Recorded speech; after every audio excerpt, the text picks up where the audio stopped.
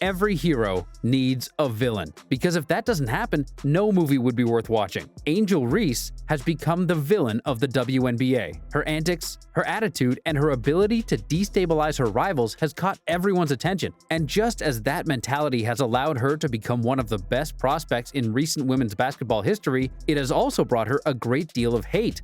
I just want to always just know, like, I'm still a human, like, all this has happened since I won the national championship, and I said that. However, once she's made it to professional basketball, Angel has shown an incredible ability to exceed expectations, because everyone thought Caitlin was going to be the undisputed best rookie of the season and the favorite to win Rookie of the Year. But no, Angel Reese has been proving for weeks that she's a worthy rival to one of the best talents in women's basketball history. And not only that, but she's also proven to perform better in the most important moments. What's her secret? How has Angel managed to become an equally dominant player without having a sublime talent? And why does the WNBA and women's basketball in general need a villain like her? Basketball is a really strange sport. The qualities needed to play each position are completely different, and even among players at the same position, there are infinite styles of play that can help a team to victory. Caitlin Clark was blessed with an enormous talent for playing basketball, with a superhuman ability to score impossible shots, and with the enormous vision needed to become a player capable of running the entire offense. Angel, on the other hand, didn't have the same luck. At 6'3" and 165 pounds, Reese's frame has nothing to do with Clark's. Neither does her skill set. She's not a great passer, she's not a great shooter, nor is she capable of generating advantages for her teammates. But her strengths are especially needed in modern basketball. Angel is a paint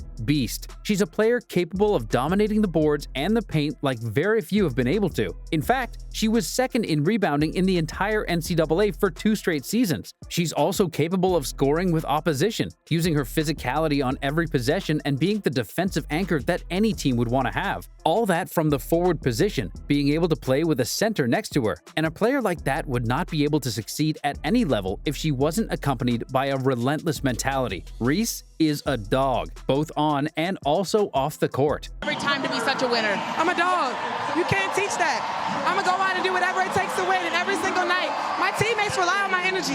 How can you destabilize the best player of an entire generation? How can you get to her level of basketball dominance without having her talent? Angel Reese is one of the chosen ones who knows the answer. She proved it when she won the NCAA tournament finals in 2023 against Iowa, a March Madness run in which the LSU forward averaged 20.6 points, 12.5 rebounds, 2.3 assists, 2.1 steals, and 1.9 blocks in just 33 minutes of play per game. She dominated with her physicality in all the important duels. And the most important, she put together a performance of 15 points, 10 rebounds, 5 assists, 3 steals, and 1 block in the final. No defense has been able to stop Caitlin, but LSU's defense, led by Reese, was able to do it. Now, it didn't come cheap. In that game, in that semifinal game. And this kid, Angel Reese, has something about her. Her personality, contagious. She makes, in her. After her first duel against Clark, Angel became the villain of college basketball. With her play and her statements, she not only divided the United States, but all basketball fans worldwide into 2 camps. Those who supported Iowa and probably the best guard to come through women's college basketball, and those who supported LSU and the young forward who would soon make it to the WNBA. But in some ways, people were undervaluing what Reese had done that season. I mean, in the 36 games she played in the 2022-2023 season, the forward averaged 23 points, 15.4 rebounds, including 6.4 offensive, 2.3 assists, 1.8 steals, and 1.6 blocks per game. Angel not only showed absolute dominance in the paint, she was also one of the most complete prospects in her class, and that helped her to win the NCAA tournament that season, one of the most prestigious and hardest titles to win in North American sports. But the rivalry with Caitlin Clark had only just begun. Only 12 months later, Iowa and LSU would cross paths again. Their 2023 game had gone viral, but the attention the 2024 tournament was receiving was far beyond that. The ratings multiplied, and so did the expectations to see one of the greatest games anyone could ever imagine. Nobody wanted to miss what would probably be the last duel in college between the 2 players of the moment, and they did not disappoint. This time, Caitlin took the victory. Her 41 points, 7 rebounds, and 12 assists served to overcome the always tough LSU defense. But Reese again had a huge performance. It's true that her efficiency was well below what they would have needed to take the game, but with 17 points, 20 rebounds, 10 of them offensive, 4 assists, 2 steals, and 3 blocks, the forward did everything in her power to get the victory, but she just couldn't do it. Reese found herself in the eye of the hurricane. Her performance had done nothing to silence the critics of the unrelenting haters she gained during her college career. Just as there were many people who wanted to see her succeed, there were also many who wanted to see her fail. And when she lost to Caitlin and her Hawkeyes, the world came crashing down on her. I've been through so much. I've seen so much. I've been attacked so many times. Death threats. I've been sexualized. Nevertheless, the two players made the decision to enter the WNBA draft, a phenomenon that could be compared to the rivalry between Magic Johnson and Larry Bird in 1979, where they faced each other in the NCAA tournament finals weeks before entering the NBA draft. Not only that, but Bird and Magic, like Clark and Reese, were the factors that boosted the tournament's ratings to historic levels and spread the competition's reach around the world. Bird signed the highest rookie contract in sports history, while Caitlin and Angel collected historic NIL deals that have opened the door for the next generation of players to have a better future, not just on a monetary level, but on a level of influence. Women's sports has become more visible and successful because of the attention generated by a few generational players who have been able to push the boundaries forward, both on and off the court. Now, while everyone gives all this credit to Caitlin Clark, nothing would be the same without Angel Reese. They're like yin and yang. There can be no balance without one of them. The media explosion of the world's basketball heroine would not have happened without a villain of Angel's caliber, because, as we've said, every movie needs its hero, but also its villain.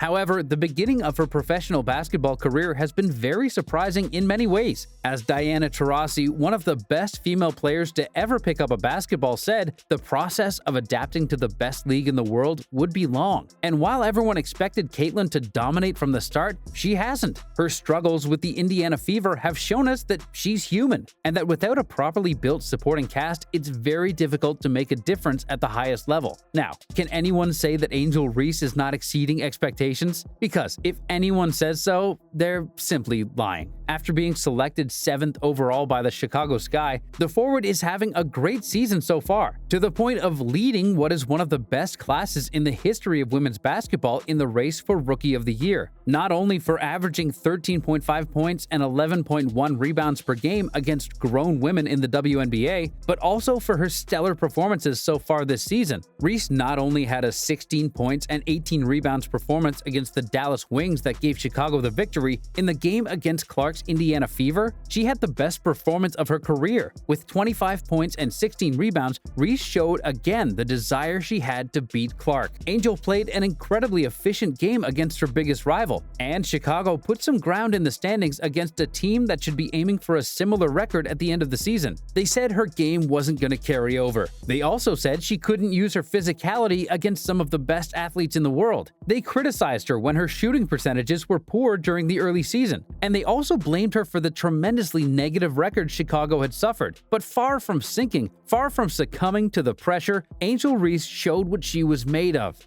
And understanding, like, yeah, negative things have probably been said about me, but honestly, I'll take that because look where women's basketball is. It's completely safe to say that she's going to have a long career in the WNBA, and she's far from showing potential to become a future star in the league. No matter how much time passes, some people will never be able to understand that. People who believe that the only reason Angel Reese has become relevant is because of her antics and her statements in press conferences, but nothing could be further from the truth. The former LSU forward has proven her winning gene at every level she's been at, and she's shown time after time that she grows in the most important moments. Angel Reese is the villain that the WNBA deserves, and also the villain that the WNBA needs.